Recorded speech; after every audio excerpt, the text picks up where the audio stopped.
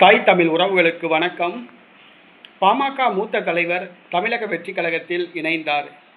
பாட்டாளி மக்கள் கட்சி மூத்த தலைவர் தமிழக வெற்றி கழகத்தில் இணைந்தார் என்ற தலைப்பில் இந்த காணொளியை காண்கிறோம். தமிழக வெற்றி கழகம் தற்பொழுது ஆட்சி அமைத்துள்ளது.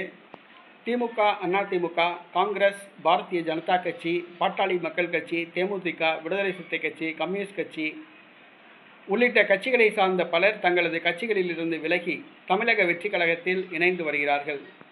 அந்த வகையில் பாட்டாளி மக்கள் கட்சியை சார்ந்த மூத்த தலைவர் ஒருவர் பாமகவிலிருந்து விலகி தமிழக வெற்றி கழகத்தில் இணைந்துள்ளார்.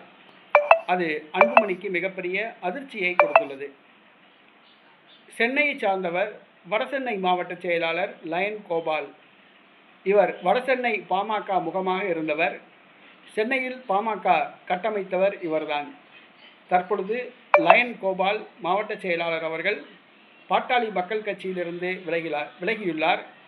கொளத்தூர் சட்டமன்ற உறுப்பினர் VS பாபு முன்னிலையில் தனது ஆதரவாளர்கள் 500 பேருடன் தமிழக வெற்றி கழகத்தில் இணைந்துள்ளார். இது பாட்டாளி மக்கள் கட்சி தலைவர் அன்புமணி ராமதாஸுக்கு மிகப்பெரிய அதிர்ச்சியை கொடுத்துள்ளது. ஏற்கனவே வன்னியர்கள் இந்த முறை விஜய்க்கு ஓட்டு போட்டார்கள், பாமகவுக்கு வாக்களிக்கவில்லை.